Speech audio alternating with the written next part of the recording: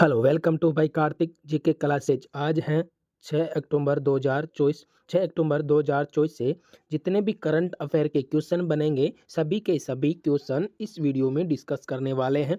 अगर आप भी हर रोज़ करंट अफेयर पढ़ना चाहते हैं, अगर आप भी किसी कॉम्पिटिटिव एग्जाम की तैयारी करते हैं, तो आप हमारे चैनल कार्तिक जीके क्लासेज को सब्सक्राइब कर ले, बेल आइकन ऑन कर दे, जिससे कि वीडियो का नोटिफिकेशन आपको मिलता रहे।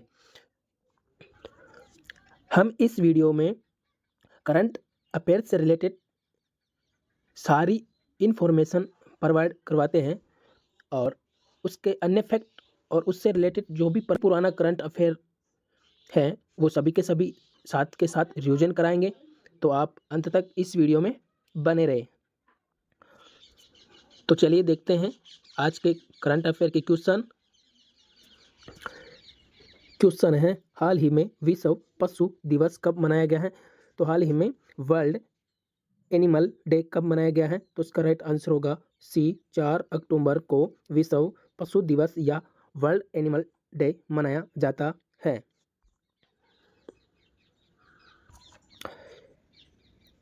क्वेश्चन है, हाल ही में भारत, नेपाल और किस देश ने त्रिपक्षीय विद्युत व्यापार समझौते पर हस्ताक्षर किए हैं? तो भारत और नेपाल ने मिलकर बांग्लादेश के साथ विद्युत व्यापार समझौते पर हस्ताक्षर किए हैं। तो उसका राइट आंसर होगा बी, बांग्लादेश। नेपाल और बांग्लादेश के ऊर्जा सचिव क्षेत्र की बैठक हुई, जिसमें त्रिपक्षीय बिजली व्यापार समझौते पर हस्ताक्षर करने का फैसला किया गया। अब ये बांग्लादेश की बात हुई है, तो इससे रिलेटेड जो भी पुराना करंट अफेयर है मैंने यहाँ लिख दिया है, तो वो रिवीजन कर लेते हैं। भारत को बांग्लादेश के मोंगला पोर्ट टर्मिनल के लिए परिचालन अधिकार प्राप्त हुआ। भारत ने बांग्लादेश में अपना नया वाणिज्य दूतावास खोलने की घोषणा की। भारत बांग्लादेश के नागरिकों के लिए ई मेडिकल वीजा शुरू करेगा। लेफ्टिनेंट जनरल वाकर उज जमान बांग्लादेश के नए सेना प्रमुख नियुक्त हुए। बांग्लादेश की प्रधानमंत्री मुस्लिम देशों के लिए साझा मुद्रा की वकालत की है। और बांग्लादेश में 2 दिवसीय नजरुल उत्सव शुरू हुआ। सैयद रफात अहमद ने बांग्लादेश के 25वें मुख्य न्यायाधीश के रूप में शपथ ली। संयुक्त राष्ट्र को मानवाधिकार दल बांग्लादेश में मानवाधिकार हनन की जांच करेगा। बांग्लादेश की अंतरिम सरकार का प्रमुख मोहम्मद यूनुस को नियुक्त किया गया।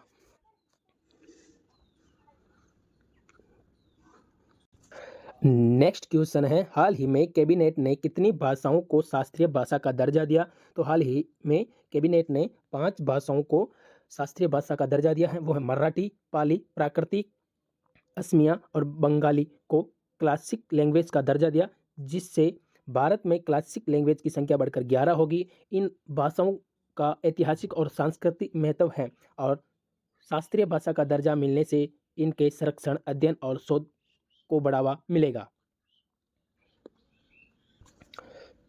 क्वेश्चन है, हाल ही में विदेश मंत्री एस जयशंकर SCO मीटिंग में शामिल होने किस देश में जाएंगे? तो हाल ही में विदेश मंत्री एस जयशंकर पाकिस्तान में SCO मीटिंग में शामिल होने जाएंगे। तो उसका राइट आंसर होगा सी, पाकिस्तान।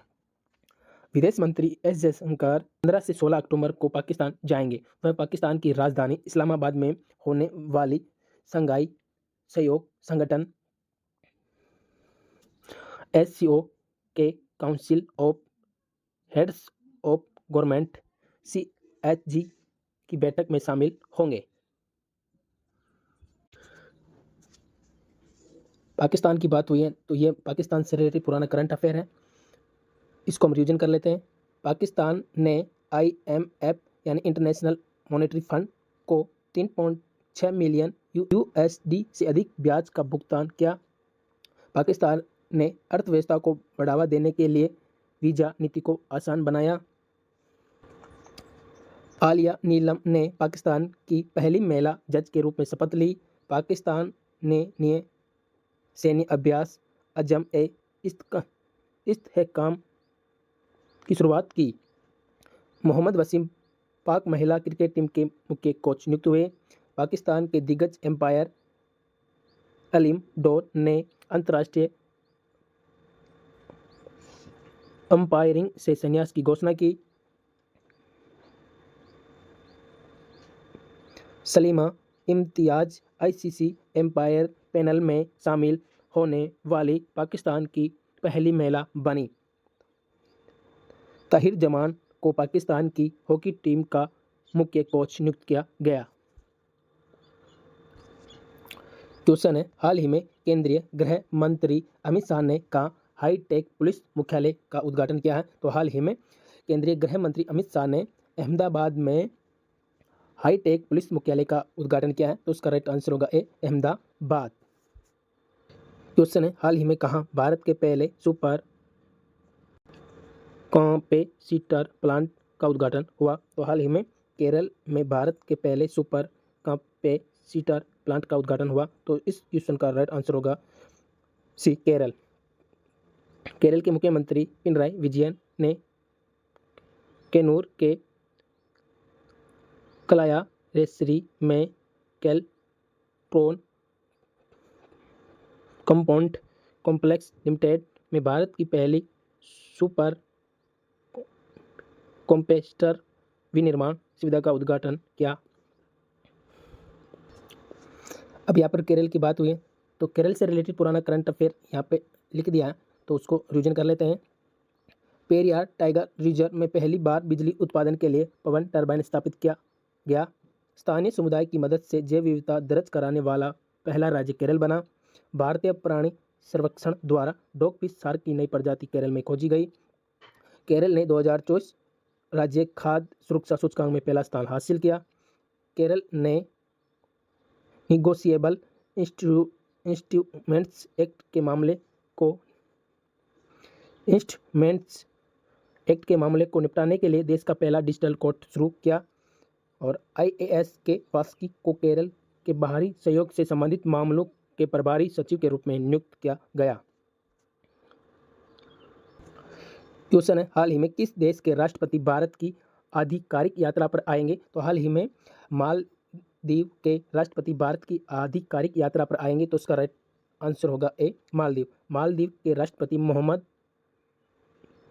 मुइज़ू 6 से 10 अक्टूबर के बीच भारत की आधिकारिक यात्रा पर होंगे। भारतीय विदेश मंत्रालय ने एक प्रेस रिलीज में यह जानकारी दी।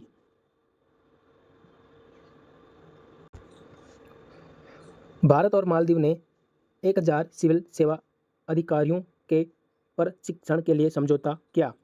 मालदीव ने 26 जुलाई 2024 को अपनी आज़ादी की 60वीं वर्षगांठ मनाई। मालदीव भारत के साथ हाइड्रोग्राफिक सर्वे एग्रीमेंट खत्म करेगा। भारत मालदीव में सैनिकों की जगह टेक्निकल स्टाफ भेजेगा। रिलायंस जियो ने मालदीव को high speed optical fibre cable से जोड़ने से संबंधित कार्य पूरा किया। एशिया सर्फिंग चैंपियनशिप का आयोजन मालदीव में किया गया। कोलंबो सुरक्षा कॉन्क्लेव की 7वीं डिप्टी NSA बैठक मालदीव में आयोजित हुई। क्वेश्चन है, हाल ही में किस राज्य सरकार ने सर्वाइकल कैंसर उन्मूलन को बढ़ावा देने के लिए पहल शुरू की। तो हाल ही में कर्नाटक राज्य सरकार ने सर्वाइकल कैंसर उन्मूलन को बढ़ावा देने के लिए पहल शुरू की है। तो इस क्वेश्चन का राइट आंसर होगा बी, कर्नाटक। स्वास्थ्य सेवा, शिक्षा और आजीविका में समता निर्माण में क्रांति लाने वाले गैर लाभकारी संगठन ECHO इंडिया ने प्रमुख गैर सरकारी संगठनों और निजी स्वास्थ्य सेवा संस्थानों के सहयोग से कर्नाटक सरकार के स्वास्थ्य और परिवार कल्याण मंत्रालय द्वारा सर्वाइकल कैंसर उन्मूलन में तेजी लाने के लिए की। दक्षिण भारत का पहला आदिवासी पुस्तकालय कानू कर्नाटक में खुलेगा। भारत में सर्वाधिक EV चार्जिंग स्टेशनों के साथ कर्नाटक शीर्ष पर रहा। कर्नाटक सरकार ने वनों और पश्चिमी घाटों में अतिक्रमण हटाने के लिए टास्क फोर्स का गठन किया। कर्नाटक सरकार ने निजी नौकरियों में 50 से 75 कन्नड़ लोगों को शामिल करने का आदेश दिया। बेंगलुरु में भारत की सबसे बड़ी तेंदुआ सफारी जनता के लिए खोल दी गई। और BCCI ने बेंगलुरु में राष्ट्रीय क्रिकेट अकादमी का उद्घाटन किया। RBI ने बेंगलुरु में SFB के निर्देशकों के लिए सम्मेलन आयोजित किया। कर्नाटक में पहली गैस आधारित यलहंका गैस बिजली संयंत्र चालू किया गया? क्वेश्चन है, हाल ही में कौन अंतर्राष्ट्रीय ऊर्जा दक्षता केंद्र में शामिल हुआ? तो हाल ही में भारत अंतर्राष्ट्रीय ऊर्जा दक्षता केंद्र में शामिल हुआ है। तो इसका राइट आंसर होगा ए, भारत। वर्तमान में 16 देश संस्थान यानी अंतर्राष्ट्रीय ऊर्जा दक्षता में शामिल हैं। अर्जेंटीना, ऑस्ट्रेलिया, ब्राजील, कनाडा, चीन, डेनमार्क, यूरोपीय आयोग, फ्रांस, जर्मनी, जापान, दक्षिण कोरिया, लक्ज़ेमबर्ग, रूस, सऊदी अरब, संयुक्त राज्य अमेरिका और यूनाइटेड किंगडम अंतर्राष्ट्रीय ऊर्जा दक्षता हब के सदस्य हैं। भारत इथेनॉल का दुनिया का तीसरा सबसे बड़ा उत्पादक उपभोक्ता बना। भारत भ्रष्टाचार विरोधी संगठन के नेतृत्व में शामिल हुआ। भारत नेपाल का सबसे बड़ा व्यापारिक साझेदार बना। क्वाड शिखर सम्मेलन 2025 की मेजबानी भारत करेगा। भारत जल्दी अपना कार्बन बाजार शुरू करेगा। भारत की हॉकी टीम ने 5वीं बार एशियन चैंपियंस ट्रॉफी का खिताब जीता। भारत 2028 तक अपना भारतीय अंतरिक्ष स्टेशन स्थापित करेगा। भारत विश्व का दूसरा सबसे बड़ा 5G स्मार्टफोन बाजार बना। तो चलिए दोस्तों, हमारे इस वीडियो को जल्दी से जल्दी अपने दोस्तों के साथ शेयर कर दे, लाइक कर दे, कमेंट करें और मिलते हैं हम नेक्स्ट वीडियो में। तब तक के लिए जय हिंद, जय भारत, वंदे मातरम।